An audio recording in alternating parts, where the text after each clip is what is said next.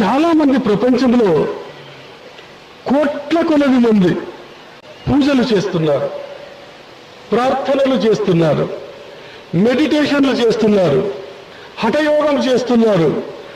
నిత్యము ఇవి జరుగుతూనే ఉన్నాయి. అయితే ఫలితం ఎంతమంది పొందుతున్నారు? చాలా మంది అంటున్నారు, స్వామి పూజలేమో చేస్తున్నాము, మాకేం కనబడలే, మాకేం దొరకలే, మెకానికల్గా చేస్తున్నాం మేము అని అంట. ఎందుకు ఫలితాన్ని పొందడం లేదు? రామకృష్ణ పరమహంసకు దొరికిందంట, జీసస్ క్రైస్తుకు దొరికిందంట, రమణ మహర్షికి దొరికిందంట, వివేకానందకు దొరికిందంట, మాకెందుకు దొరకడం లేదు? ఎక్కడ ఉంది దోషం? ఇక్కడ మేము 2 volumes of hydrogen 1 volume of oxygen వేస్తే నీళ్లు వస్తాయి. ఇదే ప్రయోగం అమెరికాలో చేసినా కూడా నీళ్లు రావాల్సిందే. ఎవరో మహానుభావునికి ఏమో ఆత్మసాక్షాత్కారం అయ్యిందంట, మనకెందుకు కావడం లేదు? నేనంటాను, మీ పూజల కంటే, పునస్కారాల కంటే, ప్రార్థనల కంటే, మెడిటేషన్ల కంటే, యోగము కంటే అత్యంత ముఖ్యమైనది ఒకటి ఉంది. అదే ఆచరణ, నడత. ఆ నడత సరిగా ఉండి కొంచెము ధ్యానము చేసినా ఎంతో ఫలితం పొందవచ్చు. బాగా జ్ఞాపకం పెట్టుకోవాలి ఈ విషయం. నడత చెడుపుకొని ఎన్ని దేవుళ్లకు మొక్కినా, ఎన్నిసార్లు కళ్ళు మూసుకొని కూర్చున్నా నీకేమీ దొరకదు. కాబట్టి నడత సరి చేసుకోండి. ఆచరణ మంచిదిగా ఉండాలి. అమల్ సే జిందగీ బంతి హై, జన్నత్ భీ జహన్నమ్ భీ. ఎకాకి అప్నీ ఫితరత్ మే నా నూరి హై నా లారీ హై. ఇక్కడ ధ్యానం నుంచి అనలేదు, పూజ నుంచి అనలేదు, అమల్ అన్నారు. అమల్ అంటే మంచి నడవడిక. మా నడవడిక బాగుంటే స్వర్గము దొరుకుతుంది, నడవడిక చెడిపోతే నరకము దొరుకుతుంది. ನಡೆಯ ನುಡಿಯೋ ಒಂದು ಮಾಡಣ್ಣ, ನುಡಿ ಎಂದ ಕೇಳಿ ನಡೆಯಲಾರದೆ ನುಡಿದರೇನಣ್ಣ. ನುಡಿಯು ಶಾಸ್ತ್ರದ ವೇದ ಪುರಾಣವು ಅರಿಯದೇ ಗಡಿಗೆ ಕೇಳಿ ದುಡುಕು ಮಾಡದೆ ದೃಢಮತಿಯಿಂದ ನಡೆಯದಿದ್ದರೆ ನ್ಯಾಯವಲ್ಲಣ್ಣ. ಆತ್ಮಲಿಂಗವು ಶುದ್ಧಿ ಮಾಡಣ್ಣ, ಆಚಾರದಿಂದಲೇ ಭಾಂಗ ತೊಳೆದು ಪಾಕ ಮಾಡಣ್ಣ. ಚಿತ್ತ ಶುದ್ಧಿಲಿ ಶಿವನ ಪೂಜೆ ಮಾಡಿ ಮಂಗಳ ಸುಸ್ತ ಬಿಡಿದು ರಂಗು ಮಂಟಪದೊಳಗೆ ಸೇರಿ ಶೀಲ ಸಂಗಮನಾಗಬೇಕಣ್ಣ. ಶೀಲ అంటే character. If wealth is lost, nothing is lost. If health is lost, something is lost. If character is lost, everything is lost. ఎందుకు ఫలితం ఇవ్వ పూజలు?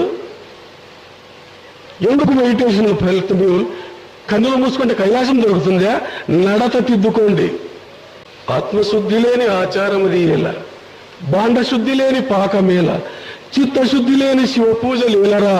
విశ్వదా విరామ వినురవేమ. చిన్న మాటల్లో, చిన్న పద్యములో బ్రహ్మాండమంత అర్థం పెట్టినాడు Vemana.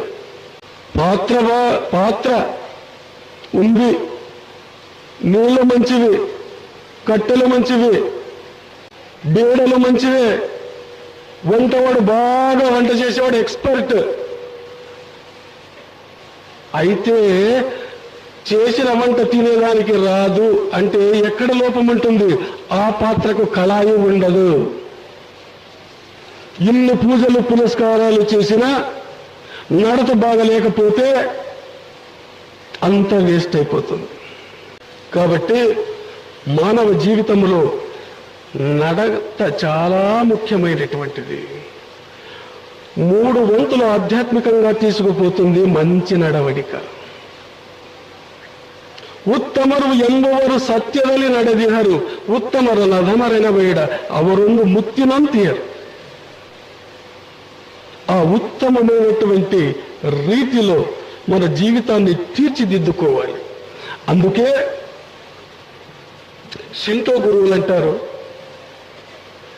both heaven and hell are in one's own heart. So long as a man's mind is in accord with the way of truthfulness, God will guard him even though he may not pray. ఎటువంటి మాట చెప్పినారు చూడండి. స్వర్గము నరకము నీలోనే ఉంది. ఒకడు సత్య మార్గములో పయనించే సందర్భంలో గాడ్ విల్ గార్డ్ హిమ్, దేవుడు వాడిని సంరక్షిస్తాడు. Even though he may not pray, వాడు ప్రార్థన చేయకుంటే కూడా దేవుడు వాడిని కాపాడుతాడు. షింటో గురువుల వాక్యం ఇది. అంటే నడతకు ఎంత ప్రాముఖ్యతనిచ్చినారు పెద్దవాళ్ళు. ప్రపంచంలో ఉన్న సమస్త శాస్త్రాలు చూడండి, ఆ రహస్యం చాలా మందికి తెలియదు. శాస్త్రాలు చెబుతారు, దానిలో లోతుగా ఉండే అర్థాన్ని తెలుసుకోవాలి. నడతకు అత్యంత ప్రాముఖ్యతనిచ్చినారు పెద్దలు. ప్రపంచంలో ఉండే సమస్త ధర్మశాస్త్రాలను తీసుకోండి, అన్ని శాస్త్రాలను ఆధారంగా పెట్టుకొని నేను చెప్పగలను. ఇప్పుడు సమయం లేదు కాబట్టి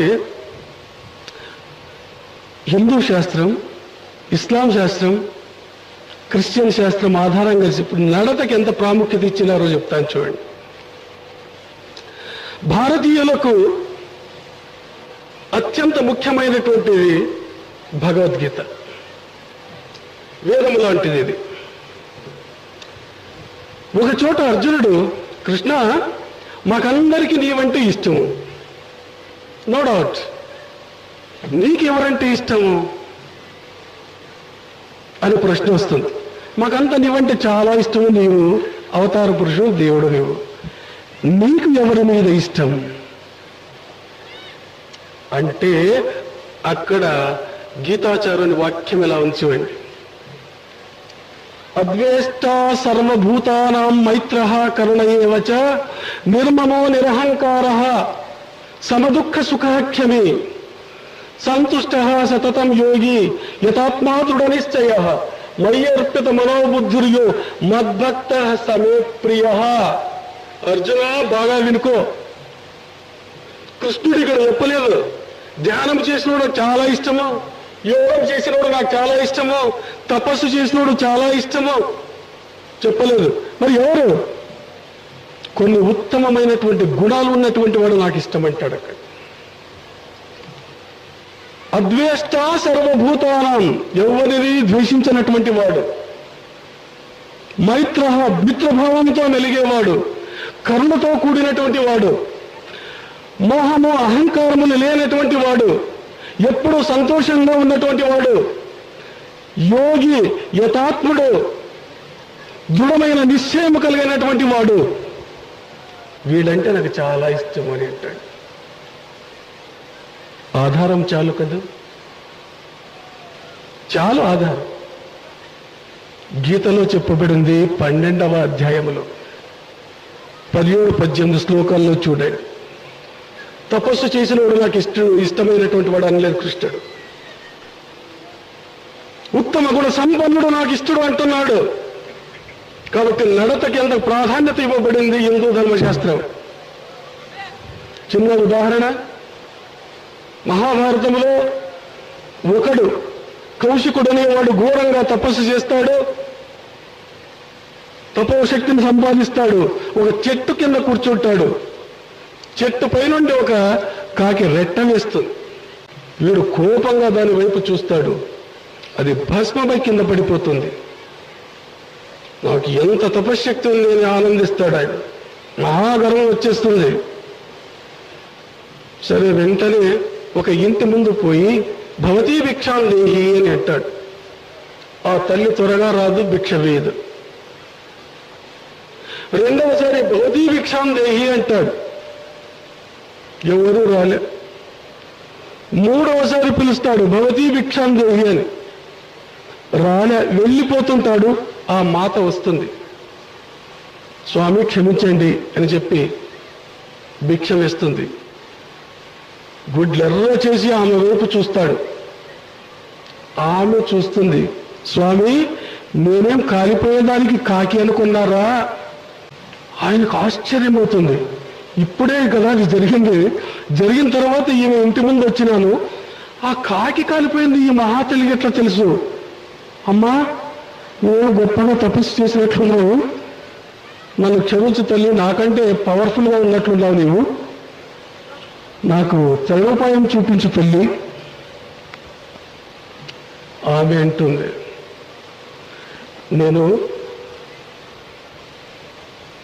గృహస్థురాలు, నాకు భర్త ఉన్నాడు, కాబట్టి స్వామి ఇటువంటి ప్రదేశానికి పోండి, ఇటువంటి చోట ఇటువంటి వ్యక్తి ఉంటాడు, ఆయన ఆశ్రయించండి అని. సరే, ఆ మహాతల్లి చెప్పినటువంటి అడ్రస్ తీసుకొని వస్తాడు. అక్కడ చూస్తే ఆయన మాంసమన్నం అమ్ముతున్నాడు. ఈయన బ్రాహ్మణుడు, ముక్కు మూసుకుంటాడు.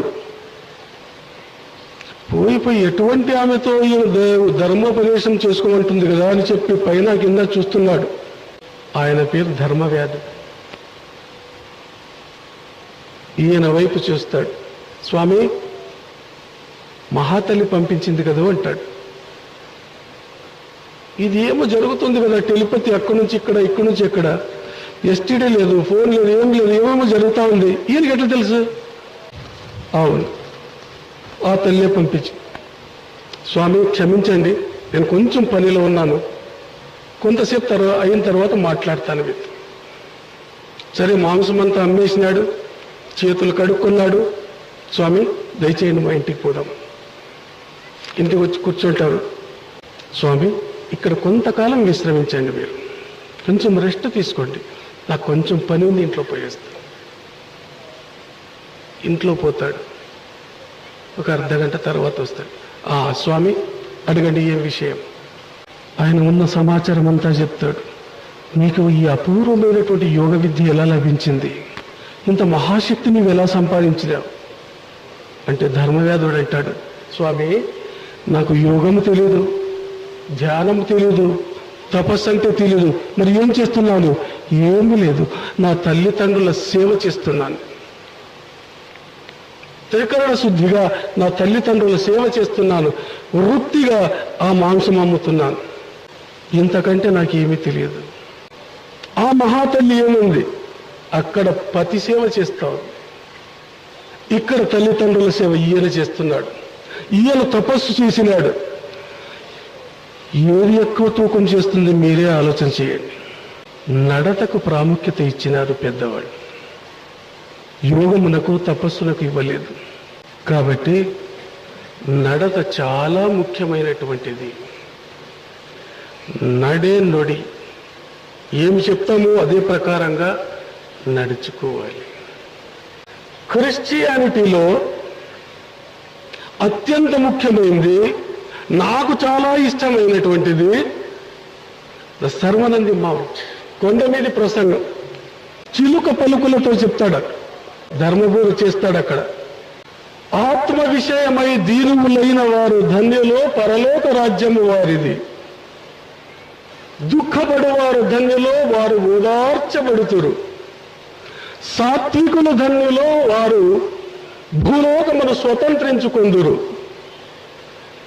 నీతి కొరకు ఆకలి దప్పులు గలవారు ధన్యులు, వారు తృప్తిపరచబడుదురు. కనికరము గలవారు ధన్యులు, వారు కనికరము పొందుదురు. హృదయ శుద్ధి గలవారు ధన్యులు, వారు దేవుని చూచెదరు. సమాధానపరచు వారు ధన్యులు, వారు దేవుని కుమారులు అనబడెదరు. నీతి కొరకు హింసింపబడు వారు ధన్యులు, పరలోక రాజ్యము వారిది. అష్ట సూత్రాలు ఇచ్చినాడు జీసస్ క్రైస్ట్, ప్రపంచమంతా దీన్ని పఠిస్తారు. ఈ అష్ట సూత్రాల్లో ఎక్కడైనా మెడిటేషన్ గురించి, ధ్యానం గురించి, యోగం గురించి, తపస్సు గురించి చెప్పినాడా? అత్యంత ప్రాముఖ్యతను సంతరించుకున్నది కొండ మీద ప్రసంగము. ఆ ప్రసంగంలోని ఈ అష్ట సూత్రాలు. ఆత్మ విషయమై దీనులైన వారు ధన్యులు, పరలోక రాజ్యము వారిది. దుఃఖపడువారు ధన్యులు, వారు ఓదార్చబడుదురు. సాత్వికులు ధన్యులు, వారు భూలోకమును స్వతంత్రించుకుందరు. ఎక్కడ మెడిటేషన్ గురించి చెప్పలేదు ఆయన, ధ్యానం గురించి చెప్పలేదు, ముక్కు మూసుకో కళ్ళు మూసుకో ఎక్కడ చెప్పలేదు. చింత దృష్టాంతం బైబిల్లో మేము చూస్తాం. ఏ గుడ్ సమారిటన్ అని. ఒకసారి ఒక మనిషి జెరూసలేం నుంచి జెరికో అనే ప్రాంతానికి నడిచి వెళ్తున్నాడు. అడవిలో దారి దోపిడిగాళ్లు వానికి బాగా కొట్టి వాని దగ్గరున్నటువంటి ధనాన్ని దోచుకొని వెళ్లిపోతారు. చావు బ్రతుకుల పరిస్థితిలో వాడు పడి ఉన్నాడు. అడవి అది, ఎవరు చూడడం లేదు, మూలుగుతున్నాడు, ప్రాణము పోయే స్థితి ఉంది. ఆ సందర్భంలో ఒక పూజారి ఆ మార్గం గుండా పోతాడు. ఆ చావు బ్రతుకులో ఉన్నటువంటి ఆ మానవుణ్ణి చూస్తాడు. హే పరమాత్మ, నీవు పుట్టించినటువంటి ఈ మానవుడు ఇటువంటి కష్ట స్థితిలో ఉన్నాడు కదా, సర్వలోక రక్షకుడు కదా నీవు, ప్రభు ఇదే నేను మొక్కుతున్నాను, వాడిని నీవే రక్షించు అని చెప్పి వెళ్లిపోతాడు. తర్వాత ఒక జ్యోతిష్కుడు అదే మార్గం గుండా వస్తాడు. లెక్క వేసి చూస్తాడు. అయ్యో, ఎటువంటి స్థితిలో ఉన్నాడు కదా ఈ మానవుడు, పరమాత్ముడా ఇది రాహుకాలం కదా, నేను ముట్టుకోకూడదు కదా ఎవరిని, కాబట్టి పరమాత్మ వాని భారమంతా నీవే చూసుకో అని చెప్పి వెళ్లిపోతాడు. అదే మార్గంలో ఒక గాడిద మీద ఒక సామాన్య మానవుడు సవారీ చేసుకుని వస్తూ ఉంటాడు. ఈ వ్యక్తిని చూస్తాడు, మూలుగుతున్నాడు. వాడు ఎప్పుడు పూజలు చేయలేదు, పునస్కారాలు తెలియదు, మనకు పండితుడు కాదు, సామాన్యమైనటువంటి మానవుడు. సాటి మానవుడు కష్టంలో ఉన్నది చూస్తాడు. తన వాహన తిరిగి ఆతురతతో పారి వస్తాడు. అయ్యో, దేహమంతా రక్తసిక్తమైపోయింది, ఎటువంటి హీనమైనటువంటి పరిస్థితి వచ్చింది. వాడెవడో వీడెవడో, బంధువు కాదు, స్నేహితుడు కాదు, వాని ముఖం కూడా చూడలేదు. వెంటనే ఒక ఆకులో నీళ్లు తెచ్చి ముఖం మీద చల్లుతాడు. తన బట్టలతో గాయాలని తూడుస్తాడు. తన బట్టలు చింపి వాని కట్టెలు కడతాడు, నీళ్లు తాపుతాడు. కొంత సమయం అయిన తర్వాత తన వాహనం మీద వాడిని కూర్చోబెట్టుకుని తను నడుచుకుంటూ పోతాడు. పక్క పల్లెకు పోయి వైద్యుని ఇంటికి పోయి తలుపు కొడతాడు.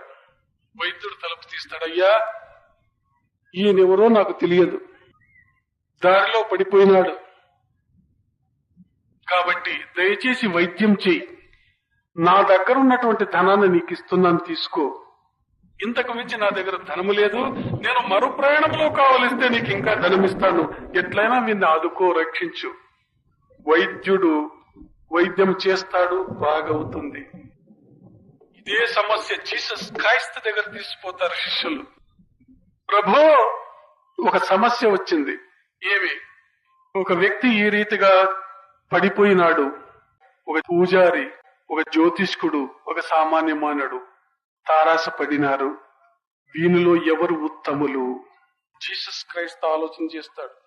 ఆ మూడవ వాడు సామాన్యుడని చెప్తే వానికి స్వర్గంలో అవకాశం ఉంది, మిగతా వాళ్ళ స్వర్గానికి అర్హులు కాదు అని అంటారు. ధ్యానం గురించి ఉందా? యోగం గురించి ఉందా?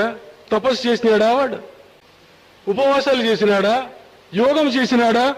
మంచి పని, మనసు మంచిది.